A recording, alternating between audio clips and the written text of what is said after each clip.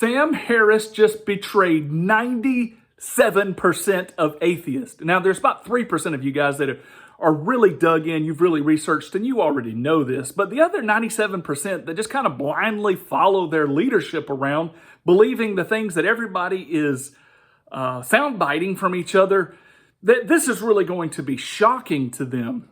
But in a recent interview where Alex O'Connor has Sam Harris come on, they are debating the nature of, morality. And Alex is wanting to come from the standpoint that morality is subjective. And then Sam Harris was like, no, it is objective. And so as atheist, as many of you following this always tell me, that atheism isn't a belief system. It's just a lack of belief in a certain thing. But when you're jumping away from a structured universe, now you're trying to mentally create one. And you actually see Alex and Sam clinging dearly to their position because each knows that the other one is wrong. And here's what they would be wrong about. So Alex is standing in the corner for subjective morality, and he's kind of basing it on the whole Matt Dillahunty perspective of, if we can just subjectively agree on well-being first, then everything follows after that, so you can have a subjective morality. And Sam Harris is like, nah, that's not going to work. And I'll tell you why it's not going to work. Because if you base things on a subjective morality of well-being, at some point, you are going to affect my well-being, or I'm going to affect your well-being, and we're going to come into a clash about that, and then we're going to make some exceptions. So maybe you're taking my resources.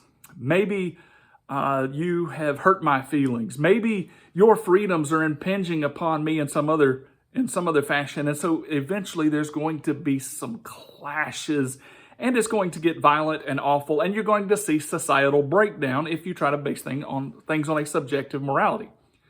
Now, Sam Harris, for whatever reason, has either really debated with some strong apologeticists, and he's realizing that there is an objective morality here, but it seems that he's trying to capture and find this objective morality without giving God any credit for it, which is going to be incredibly, incredibly hard to do, impossible. But Alex O'Connor is like, no, Sam, you can't really believe in objective morality, because if you do, you're going to jump in the fence there and siding with the Christians. So you can see the dilemma here as they're having this discussion. But there's one point where Sam is talking about what is bad, and Alex kind of calls him out and says, it sounds kind of like you're, making circular arguments, circular statements.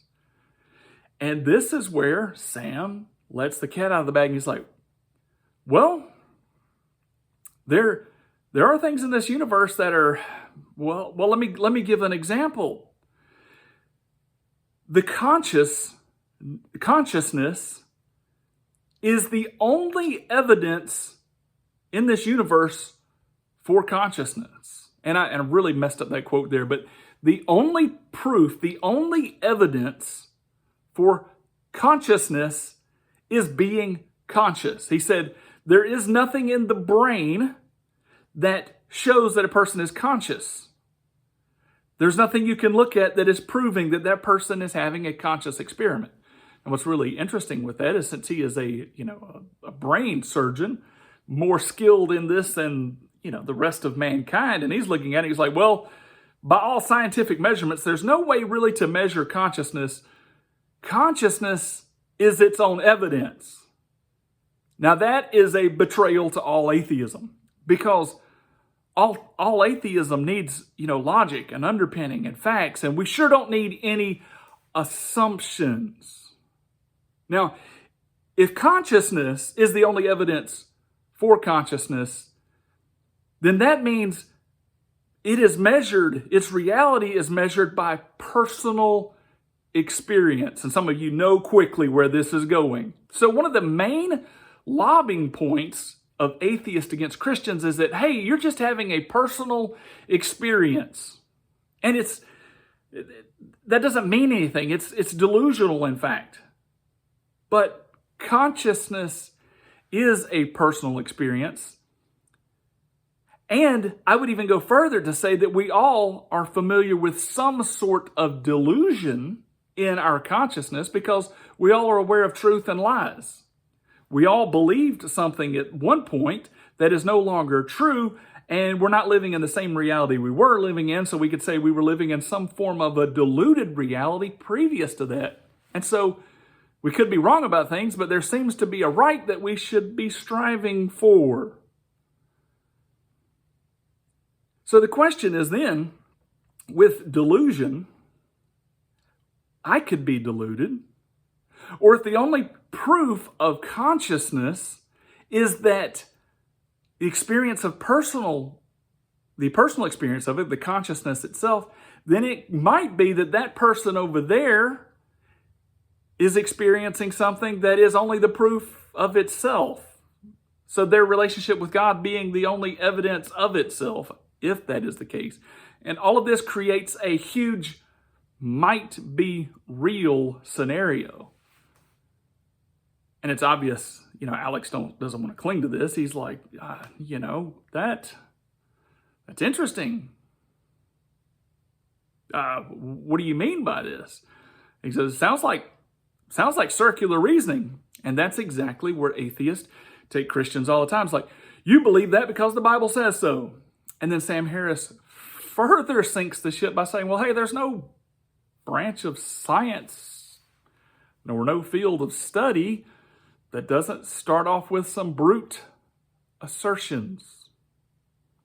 And this is correct. This is something I have tried to explain to atheists for a long time is go research your fields, go study physics, go study evolution and archaeology and all this kind of stuff, and study back until you get to the assumptions, because that's where every starting point is.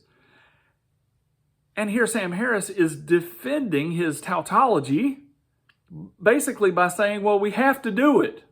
We got to start somewhere. We have to start with these brute assertions. And as other atheists have said, with this, I'm confident in, something. Got to have something to build on. But if you really look at all that, what that is faith.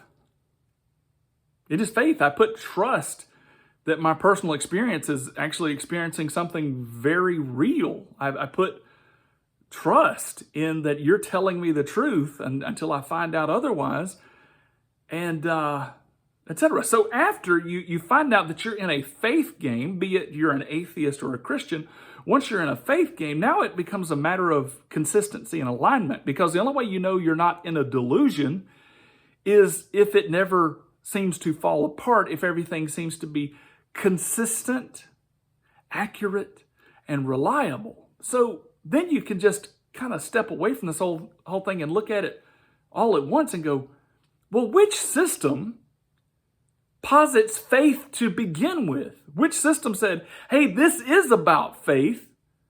Would you rather go with the Christian system that says this is about faith, and then when you boil everything down, you find out it is?